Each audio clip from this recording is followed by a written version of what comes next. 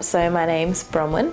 I did the Masters of Professional Psychology through Macquarie, and I'm a provisional psychologist and a youth access clinician here at Headspace.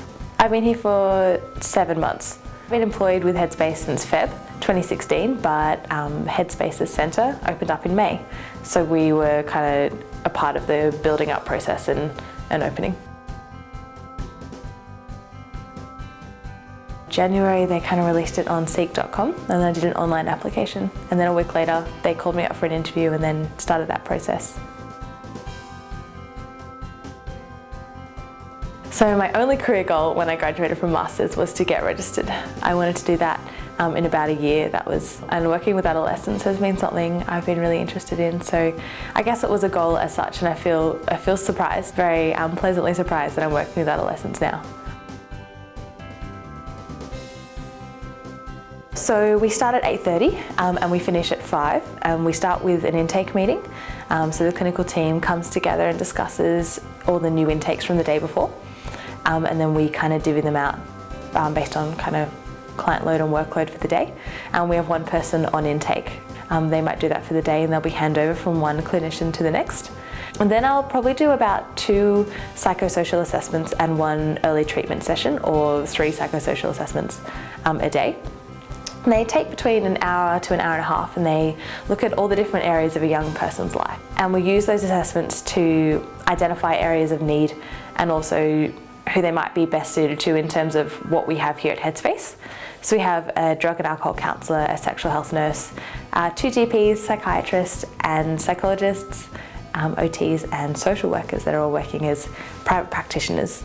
And then we also have clinical review meeting twice a week, and that's where we bring all of our difficult clients and we sit down as a clinical team and work out, and everyone from their different disciplines has their opinion on what would be the best kind of pathway of care for that client.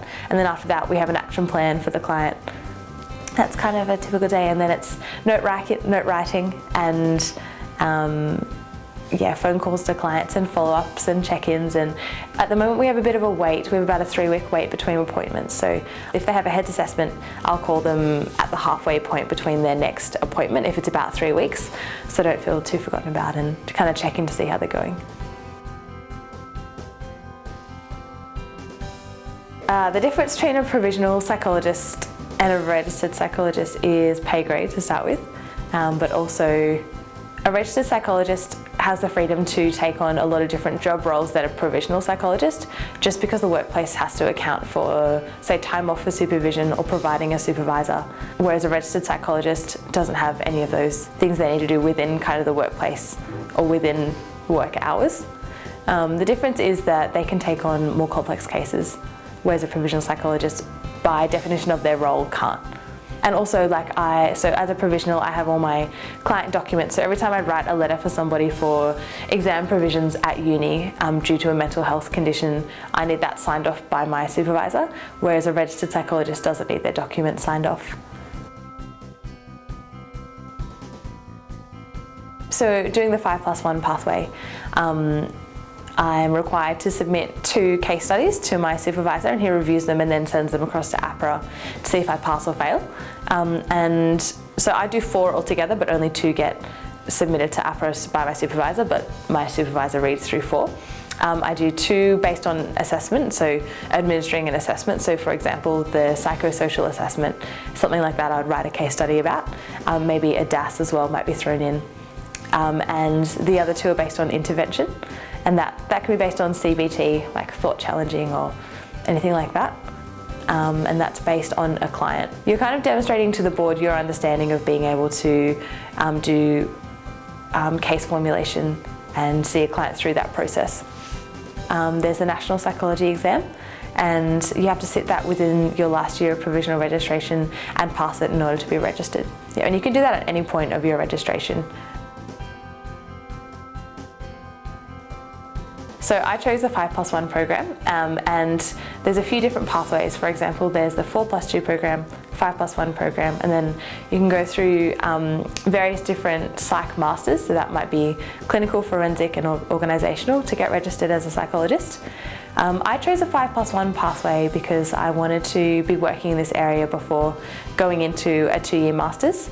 So the 5+1 program is 1 year of masters where you have supervised practice as well as class and assessments, and then you go out and you do 1 year of a supervised placement or internship, and that's what I'm doing here. So I can work full-time and still be supervised and be in the workplace learning about it before I delved into a 2-year masters.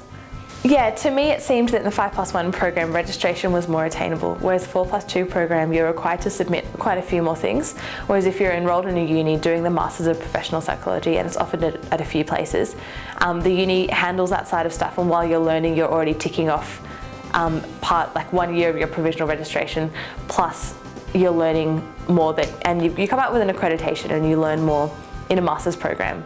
And then you have supervised practice on the side, and then you go out and do 1 more year of supervised practice, and that's alluring to me.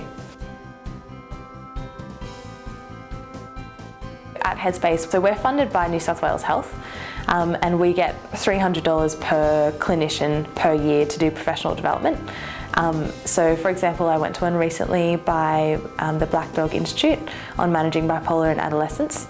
And I went to a half-day seminar. So I gained a deeper understanding of a disorder that I know very little about, and it was really interesting to be able to be taught by somebody who's worked in that area for a very long time, and she kind of passed on her knowledge and experience and stories about bipolar disorder and what she's learned, and that was really interesting to have her perspective, and then the perspective on medications and the kind of trials around that, and what has worked for some people and hasn't worked for others, as well as the side effects, the metabolic side effects of that. Was really interesting to me, because that's something that really impacts a young person who's on medication, the way their body changes and the way that they feel.